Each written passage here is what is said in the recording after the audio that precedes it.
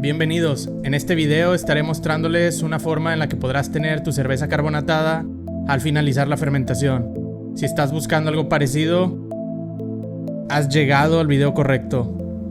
Comenzamos.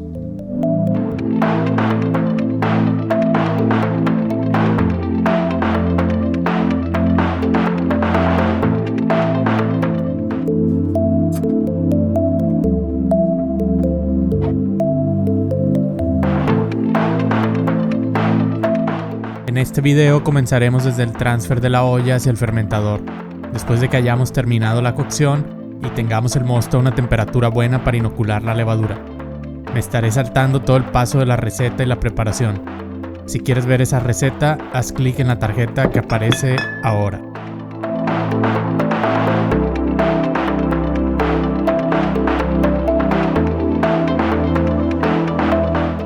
Después de que ya tengamos el mosto en el Fermzilla, procedemos a inocular la levadura. En este caso estaré usando la levadura tipo Kveik en su variante Voss, del laboratorio La Alemán.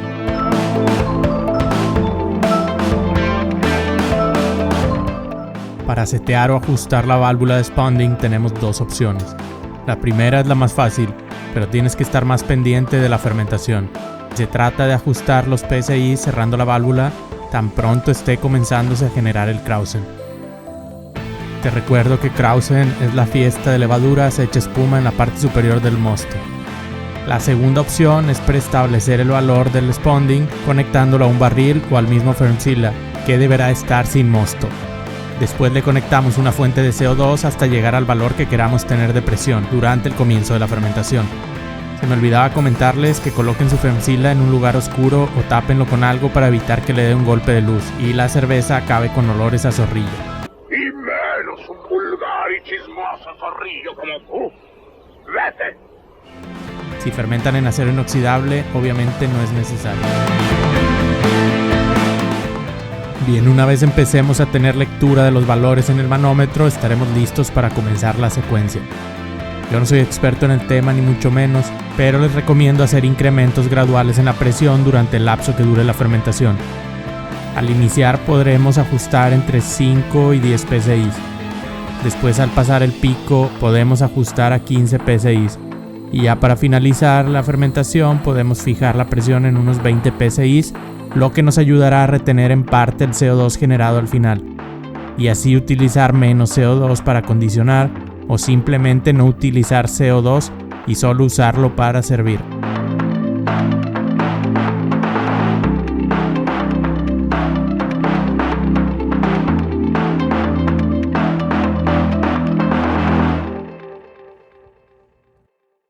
Cuando la fermentación esté completada en un 90 a 100% podremos corroborar con una lectura de densidad. Usaremos una llave de picnic o una llave de tipo tap o grifo. Recuerden que va a tener presión y al servir hará mucha espuma. Puedes liberar presión del Fermzilla si no quieres que esto suceda, pero perderíamos algo de CO2, así que en este caso no lo haré. Servimos y medimos.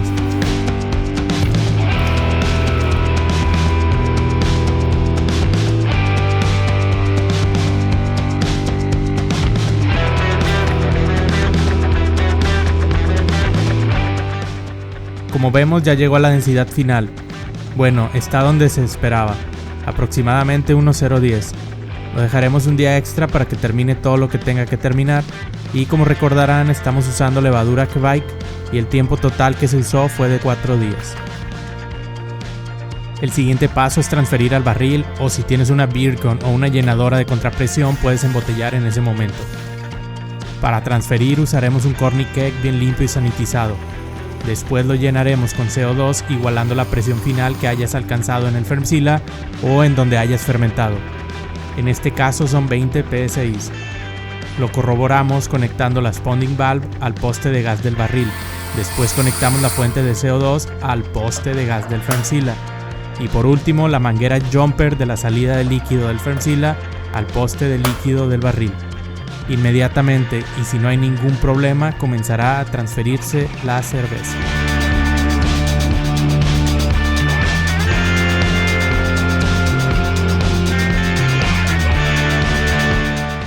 Como dato extra, puedes hacer cold crash antes de transferir. Esto hará que se reabsorba más fácil el CO2 comparado con no hacerlo. Yo no lo hice porque no tenía espacio en mis refres.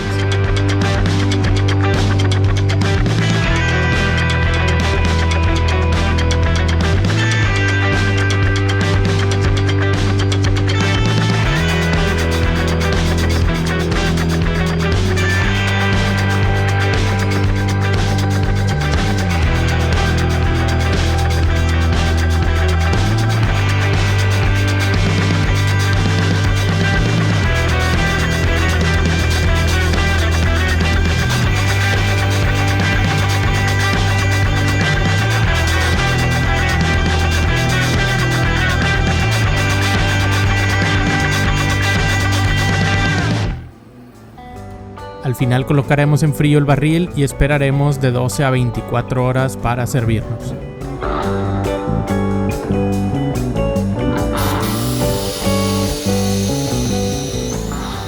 Si ya vieron el video del unboxing y prueba del Firmzilla, ahí les comento que batallé mucho para abrirlo. Incluso le di unos golpes con un mazo de goma. Pues ahora me conseguí esta llavecita de correa de caucho y manos le van a faltar a esa tapa. Como ven, es súper fácil de abrir. Me parece que la versión cónica de este fermentador se incluye una. Yo esta llave la compré en AutoZone por unos $5.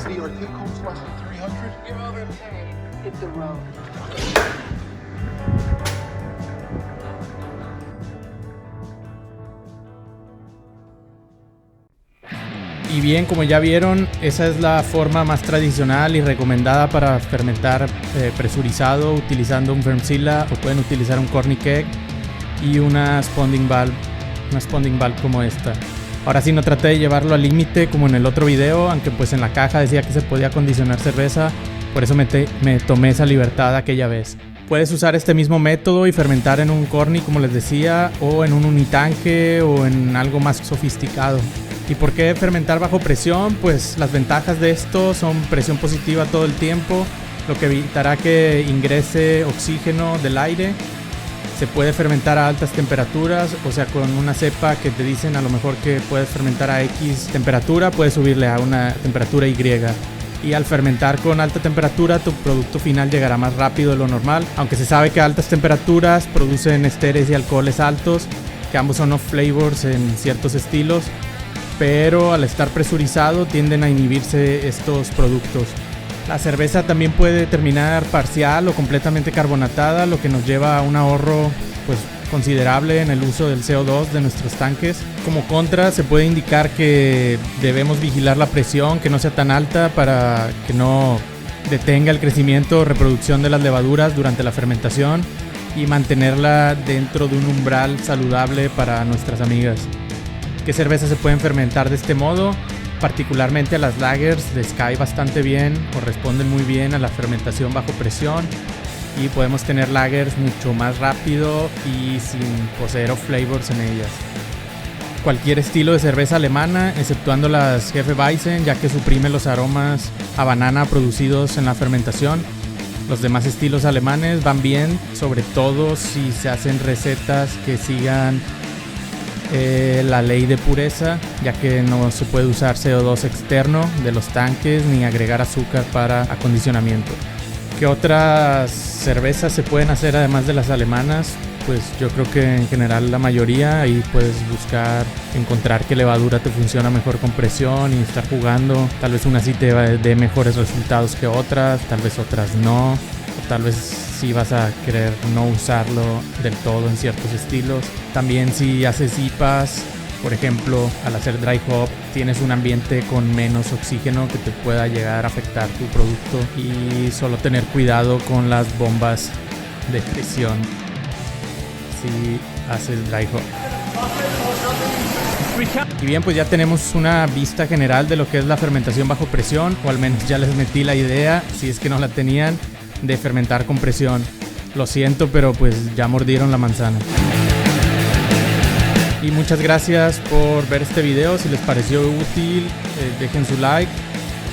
Si tienen alguna duda pueden dejar su comentario.